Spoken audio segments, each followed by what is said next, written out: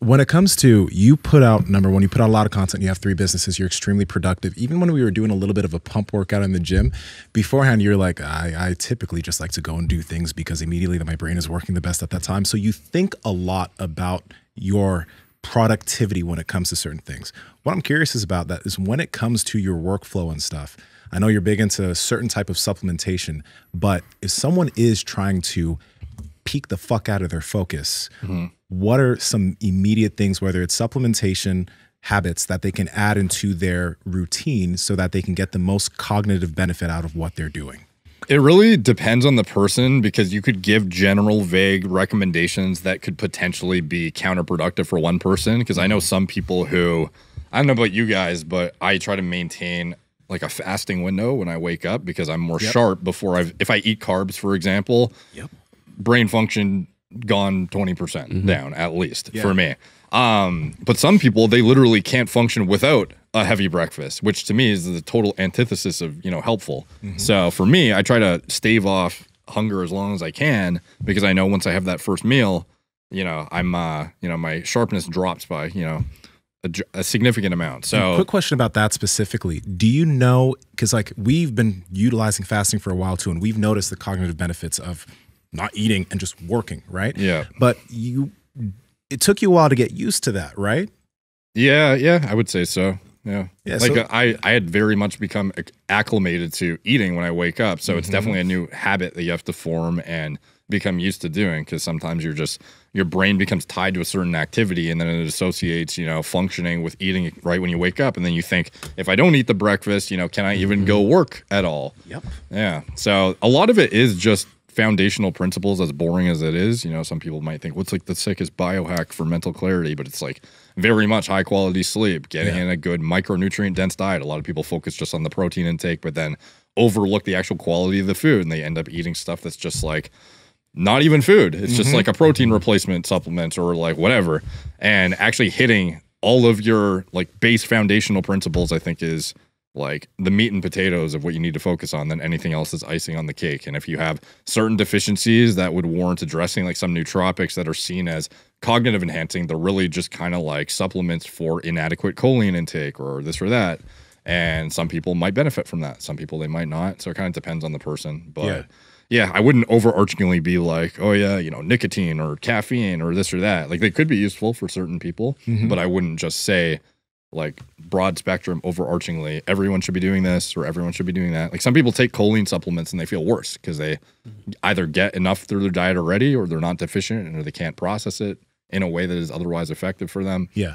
So it kind of depends. Yeah, I mean, the answer for every question, it's a boring answer, unfortunately. It depends. It always is. It depends. But there's always a bunch of things that, like, you can, like, you know, for example, the choline thing, or maybe going to trying out your nootropic route, or trying out the habit of fasting. There's a bunch of things you could plug in that can have a big effect. Like for me personally, the biggest effect has been like learning about intermittent fasting a few years ago, because I learned about and I started doing that because I heard all these high performance people talk about the mental cognitive effects. The biggest hack I could probably suggest that would probably benefit a lot of people if they don't have like blood sugar regulation issues and otherwise, you know, need a breakfast to function or whatever, is finding ways to stave off the appetite or craving for food in the morning as much as possible. So whatever habits you do that support that, I feel like the longer you can drag out that window of that mental clarity from the lack of intake of calories, ideally entirely, the better you'll probably be. Like I would find being just normally functioning in a fasting window relative to being having a giant dinner and then taking like the most intense stimulant of all time. Like I would function better fasting with no drugs than with a shit ton of food in my system and the most hectic of drugs, personally. I think it's important to note that like when we're talking about fasting, you're also mentioning that like maybe you had a big dinner. So, you know, people tend to think, you know, what about post-workout nutrition, and what about pre-workout nutrition? To me, pre-workout is anything that you've eaten before you worked out, regardless of how long it is. And then post-workout nutrition would be the same thing. It's kind of regardless. I know there's like a sweet spot so you can kind of ride out that hormonal cascade and stuff. But I think in the grand scheme of things, I don't think it matters a lot. What matters the most, in my opinion, is just how can you be consistent? How can you follow through with a program or a protocol? Because if you fast and you crash every time, and you fast and then you binge and you fast, and it's clearly not working, like you weren't able to sustain it, then you need to probably, try it maybe a little longer, or you probably need to like dismiss it and just realize, I don't think that's the way for me. What's up, Power Project family? It's time to stop dressing like you're a fucking preschooler and step your game up by checking out Vuori clothing. Now, I'm not one to talk. I wear a fucking pink hat that has a dog on it, but at the end of the day, at least my shirt and shorts are popping. So head to Vuori because they have great stuff for your top and your bottom. Andrew, how can they get it? Yes, you guys got to head over to vuori.com/power project. That's VUORI.com/power project, and you guys will automatically receive 20% off your order.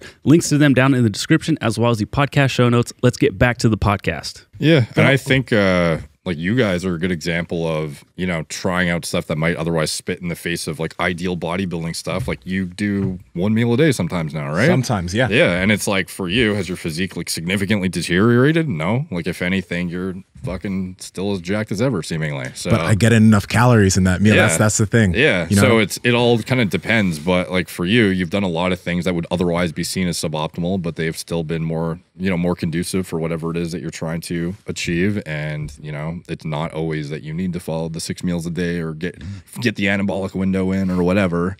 So yeah. Greg made a video saying like you don't need to do the squat, bench, and deadlift, and I agree with that. You don't need to do it. But one of the things that quick caveat, because I know that could get clipped.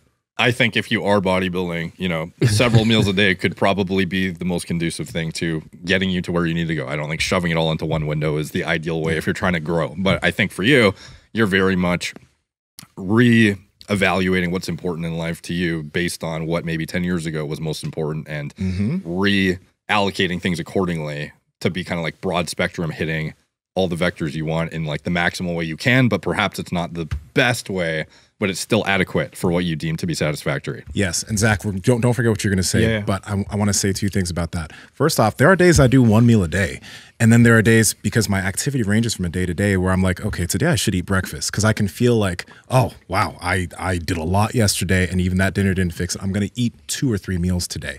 So it ranges. It's not like this 1 meal a day every fucking day type of thing. But also when you were mentioning like, sometimes you'll fast and you'll binge. Remember when we started fasting? How like as we were getting the hang of it, there would be days where it's just like, oh fuck, I ate too much last night.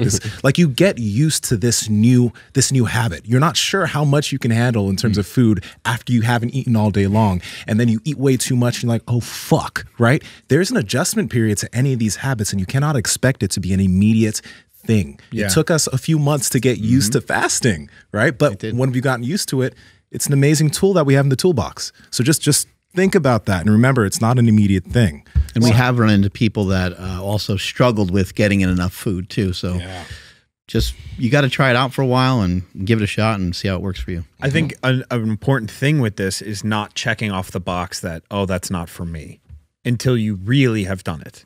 And that's kind of where I was going with this. Like Greg Doucette made that video saying you don't have to bench, squat, or deadlift. And that absolutely may be true in definitely certain instances and depending on what your goals are. But I think what I've seen a lot with, and I'll use the squat as an example, is people tend to go in, put weight on the bar, and just kind of start squatting because it is kind of like an intuitive type of movement, or at least it should be. And then they'll get on a hack squat, where they'll get on a leg press, or they'll get on a leg extension, and they'll say, wow, that feels a lot better. Like that, I feel a pump now in my legs. Whereas when I was back squatting, it just felt weird. Like I just couldn't manage all my joints and everything. That is kind of like this like false positive type of thing that you've now given yourself. And you basically say, well, the squat isn't for me. I tried it. It doesn't work as well. It doesn't feel as good. What you didn't do was like develop any level of mobility that could potentially make the squat feel good. And that's something that I've been trying to do for people for years. Like, hey guys, I have like a bunch of technique videos that can help develop this thing that you're not so good at, and maybe do all of that, then try the thing that you're not so good at. You might have a totally new understanding of this thing and you might like it. And I think that a lot of people say, hey, if it's not for you, don't do it. You don't have to. but people cannot determine whether it is for them or not until they go through that process. So it's like, that's something that I'm always advocating for. Like, don't give up on something because right now it doesn't feel good. You have to try it enough times and you have to break through different things. So like fasting or whatever, you could be like, man, every time I fast, when I eat my meal, I end up eating 3,000, 4,000 calories, which by the way, I could do fucking easily. I know everyone at this table could easily do that. Fast all day and then have an entire pizza to yourself. Boom. You know, that's you didn't finish your steak the other day, though, bro. Calling you out. Look at that. You know how much protein we ate when I was there? Oh yeah, it was awesome. That was the best meal like I've had in a long time. Mark just got oysters, tuna tartare, and then steaks, and then like maybe a few potatoes. I went to a restaurant with him and Chris, and I was shocked at how little they ate. You were just disappointed. Oh, shut up, dude. Shut up. Get out of here. By the way, I went back and I finished that steak and everyone else's lobster mac and cheese. Oh. So Did you? When did you get the time to do that? I took the meal home. Oh. The lobster mac and cheese and the mashed potatoes too that you guys didn't eat. So I want to go back a little bit to focus and things like that. There are things like modafinil and there's other tell me things. about this, dude. Some Mind Bullet, some Kratom. Well, my brother made a movie about it called Leaf of Faith. Excellent, by the way. And it's something my brother kept recommending it to me, and I was like, I don't think I need that, because he was mentioning for like pain management, and I was like, I don't feel like I'm in a lot of pain. I feel pretty good. And then I think just something was bothering me, maybe my back or something, and I was like, well, I'll give it a try. And for myself, I noticed just a boost in my mood. I just like felt really good. I felt really happy. I felt like we always say, I feel like I'm like giving people hugs or people are hugging me or something like that. So I was like, shit, whatever that is, like that feels pretty good. So I started utilizing it before some workouts. Now I take it before bed, first thing in the morning. I take it before I shit. I take it when I go to the bath. No, I'm just kidding. I will utilize it often before like a run, sometimes before a podcast, kind of depending on what it is. But yeah, I love Kratom. I love Mind Bullet. It's been a great product for us. How many grams of Kratom is like the equivalency of one dose for these? That sucker right there, the potion that you're holding, is about 8 grams. So that is a pretty hefty dose. And I usually sip on it. I usually go like quarter or half or something like that. I'll do a third. Yeah, I'll usually do like one of these might last me 3 days.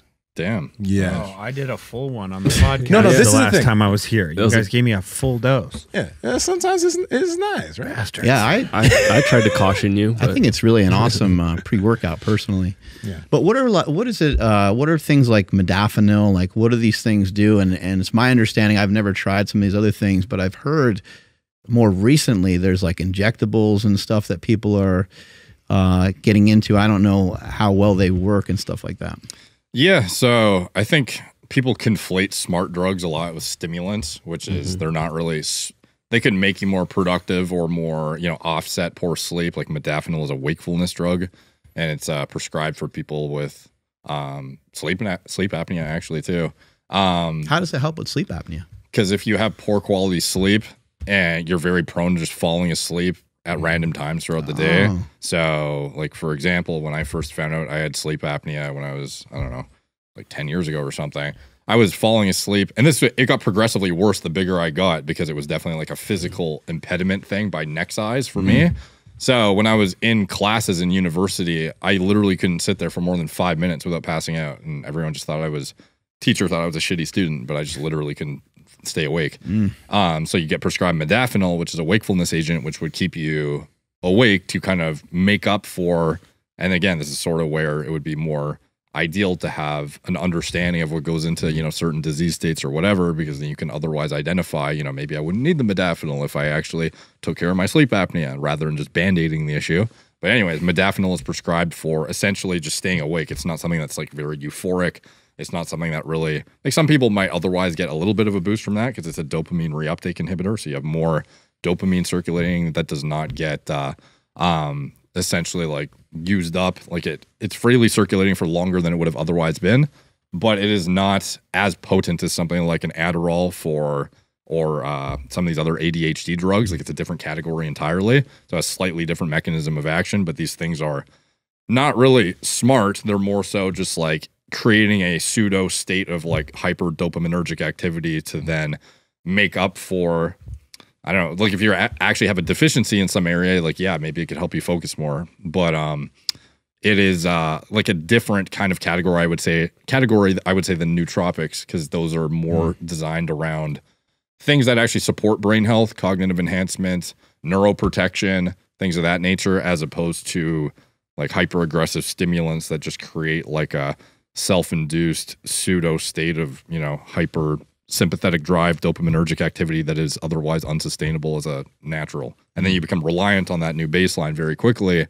And before you know it, you're taking, you know, 20, 30 milligrams of a combo of amphetamines just to function as you would have normally naturally. What was the Sam Bankman-Fried drug? Selegiline. So what did that do? That was a monoamine oxidase B inhibitor. So it basically phenethylamine as well as dopamine, neurotransmitters in the brain that otherwise get deaminated and broken down by something called monoamine oxidase. And if you inhibit that enzymatic process, you basically keep it around longer. Yeah. So you can have like a heightened level of like central nervous system stimulation and dopaminergic activity, and it kind of creates this new baseline state that's perpetual, because this drug that he used, it was like a transdermal patch. Have you ever tried that shit? I haven't tried that drug. Okay. But it's not as intense as like actual amphetamines, but it's he was very much using something that sustains itself around the clock. Those kind of drugs kind of freak me out too, because they're like, it's called a suicidal inhibitor. So once it attaches to this enzyme and binds to it, you have to then wait until you create the enzyme entirely again from scratch before you can then get the same level of metabolism of certain compounds, essentially. Hey, I know you guys enjoyed the video, so like, comment, subscribe, and head to the Power Project Discord below. Talk to y'all later.